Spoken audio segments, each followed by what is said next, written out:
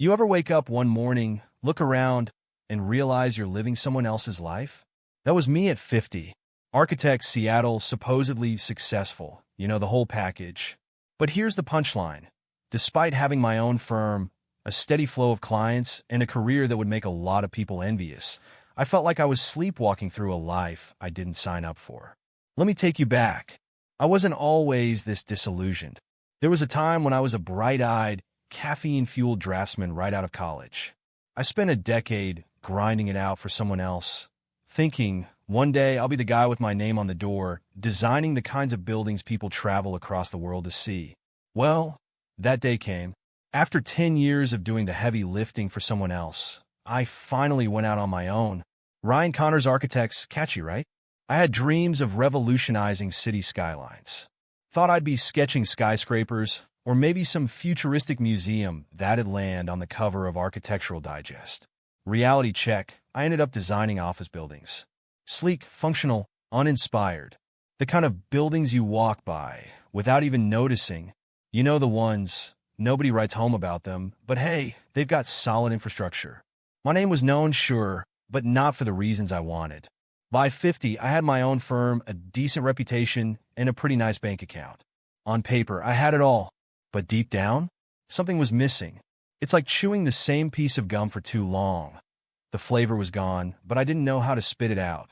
Just when I thought maybe this was it, maybe this was all life had to offer, boom, enter Emily.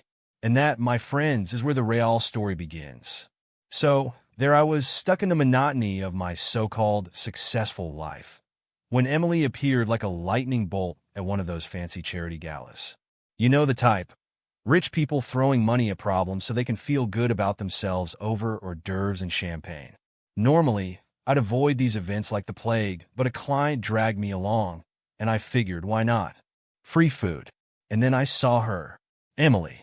Tall, confident, and with that kind of aura that makes everyone in the room suddenly forget they exist. She wasn't just attractive, she was magnetic. A financial analyst, they said, sharp as a tack, with a career skyrocketing faster than a tech startup. She could walk into a room and, within minutes, have every sip eating out of her hand. She found her way to me at the bar, probably because I was the only one standing there not trying to impress anyone. You're Ryan, right? The architect, she said, like she already knew the answer. We started talking, and let me tell you, it wasn't like those awkward small talks you get at these events. No, with Emily, it felt like we were two insiders sharing secrets. She was witty, ambitious, and had a mind so sharp, I almost heard it click every time she made a point. Within minutes, I was hooked, and I think she was too. We started seeing each other more and more. It wasn't just attraction. It was like I'd found someone who understood the grind, the ambition, the late nights, and the constant battle between passion and paycheck. For the first time in a long time, I didn't feel stuck. I felt alive. Emily was a force of nature. Her career was taking off like a rocket, but she always found time to offer advice on my business. She had this knack for breaking down financials in ways I'd never considered. Suddenly, my modest little firm wasn't so modest anymore. We were growing fast.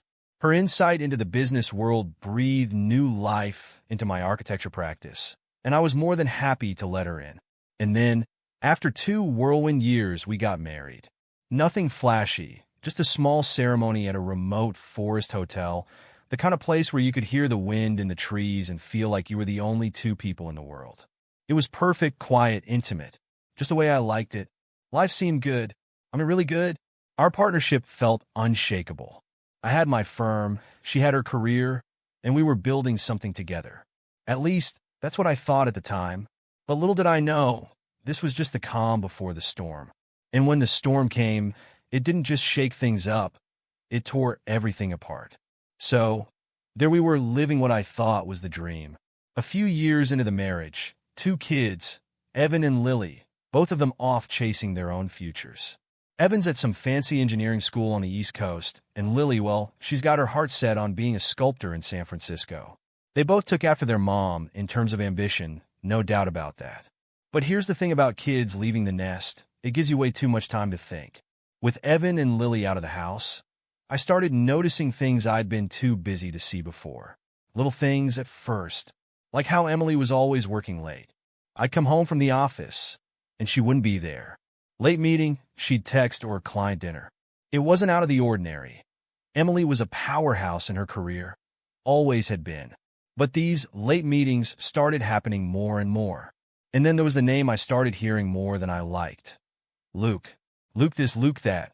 Apparently, Luke was this big-time investment mogul, and Emily was now working with him on some massive projects.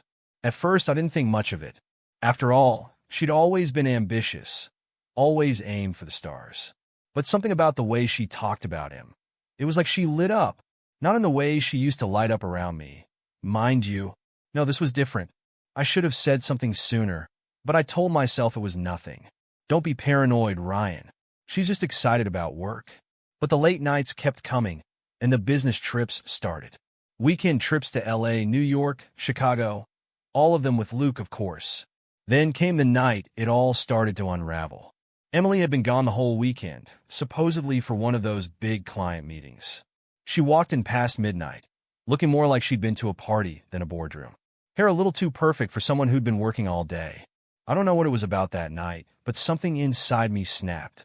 Maybe it was the exhaustion from pretending nothing was wrong for too long, or maybe it was the fact that I was tired of feeling like a stranger in my own marriage.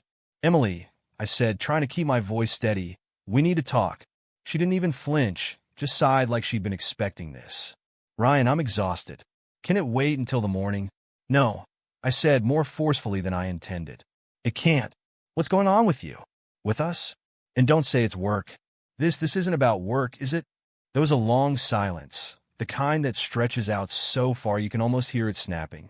And then, she said it calm, cold, like she was reading off a grocery list. I'm having an affair. With Luke. You know that feeling when you miss a step on the stairs, and for a split second, your heart lurches in your chest? Yeah, that was me, but 1,000 times worse. I didn't say anything. I just stood there trying to process the fact that my wife of over 20 years had just casually dropped this bomb on me. When I finally found my voice, I managed to ask why. She didn't look guilty. No remorse. Just distant. I'm bored, Ryan. I'm stifled. I've been living the same life for too long. And you're content with it. You're happy in your little firm, with your little buildings, and your little predictable life. I need more. Luke offers more. Power. Excitement. Everything you've stopped caring about. Her words hit like a punch to the gut. I had stood by her for years, supported her, even when her career demanded more and more of her. I had been there, and now she was telling me that I wasn't enough. That our life, the one we built together, wasn't enough.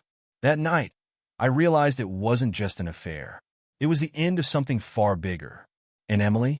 She was already looking to burn it all down. I wish I could say I stormed out of the room, slammed a door, or made some grand gesture like in the movies, but the truth is I just stood there numb. Emily had just dropped the ultimate bomb on our marriage, and all I could think was, how the hell did we get here? After what felt like an eternity, I finally found my voice again. So, what now? You're just leaving? Throwing everything away? For him. She looked at me with this strange mixture of pity and annoyance, like I was some outdated piece of furniture she couldn't wait to replace. Ryan, it's not about Luke, not really.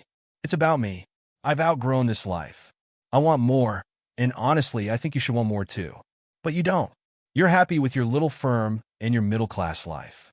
I need to be with someone who can take me to the next level. Next level?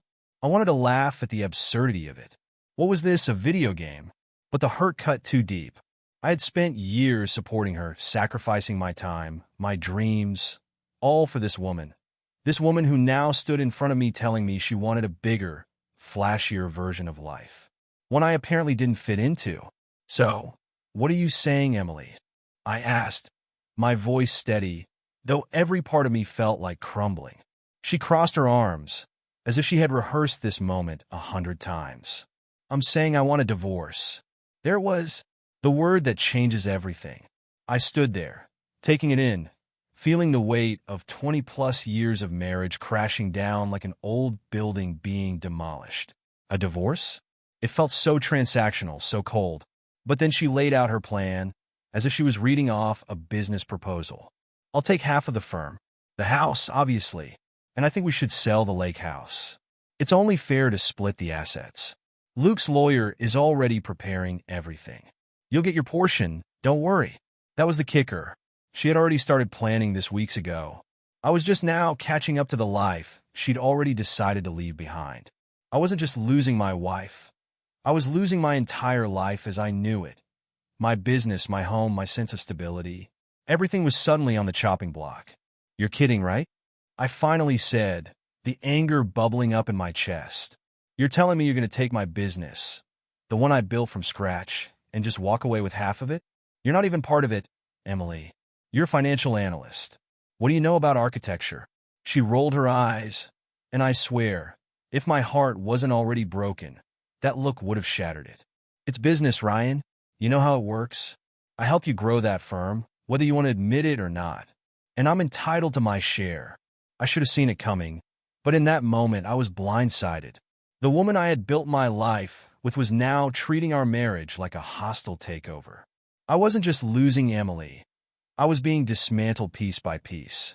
That night, after she calmly walked out of the room, I sat there alone. The house was too quiet, too big for just me and my thoughts.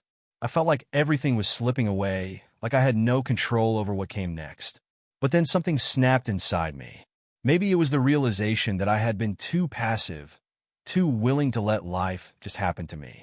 I wasn't about to let Emily, or Luke for that matter, just steamroll over everything I had built. Sure, maybe my life wasn't the flashy, next-level existence Emily craved, but it was mine. And if they thought I was going to roll over and play dead, they had another thing coming. The battle lines were drawn, and I wasn't about to go down without a fight. I wish I could say things calmed down after that night. But no, life had other plans. Just a couple of days after Emily's revelation, Luke, the man himself, decided to make an appearance. That's right. The guy wrecking my marriage had the nerve to show up in my office. Bold move, right? It was early afternoon. I was knee-deep in a project, trying to focus on work, when my assistant buzzed me. There's a Mr. Luke Preston here to see you. She didn't sound too thrilled about it, and neither was I. I mean, seriously? This guy thought he could just waltz into my world after stealing my wife? So, there he was, Luke in all his smug, corporate predator glory. Tall, slick-back hair, dressed in a suit that probably cost more than my first car. He walked into my office like he owned the place, flashing a grin that made me want to knock his teeth out. But I didn't. I played it cool. Or at least, I tried. Ryan, he started, leaning casually against the doorframe. We should talk? About what? I asked, barely looking up from my desk. You've already taken my wife. What else is there? His grin didn't falter. In fact, it widened. Actually, quite a bit. You see, Emily and we've talked. And we think it's best if you and I come to an understanding. Make this process smoother. Understanding? Oh, this was rich. Is that right? I leaned back in my chair, arms crossed. And what exactly do you want me to understand, Luke? He stepped further into the office, setting a briefcase on my desk like he was about to close some million-dollar deal. Look, Ryan, you're a smart guy. You know how this works. Emily's moving on. She's looking for something bigger, and so am I. But we don't have to make this ugly. If you agree to her terms, the firm, the house, everything can be split without a fight. You walk away with a nice chunk of change. No legal battles, no drawn-out mess. I stared at him, not saying a word. He had this air about him, like he was used to getting his way. People probably folded in front of him all the time, too scared to push back. But not me. Not today. And what happens if I don't agree to your little deal? I asked, keeping my tone even, though my hands were practically shaking with anger. Luke shrugged, like he'd already won. Well, then you'll get buried in legal fees. Emily's got top-tier attorneys lined up. This could drag on for years, Ryan. You don't want that, do you? I mean, I'm sure you're proud of what you've built, but be realistic. Do you really think you can fight this?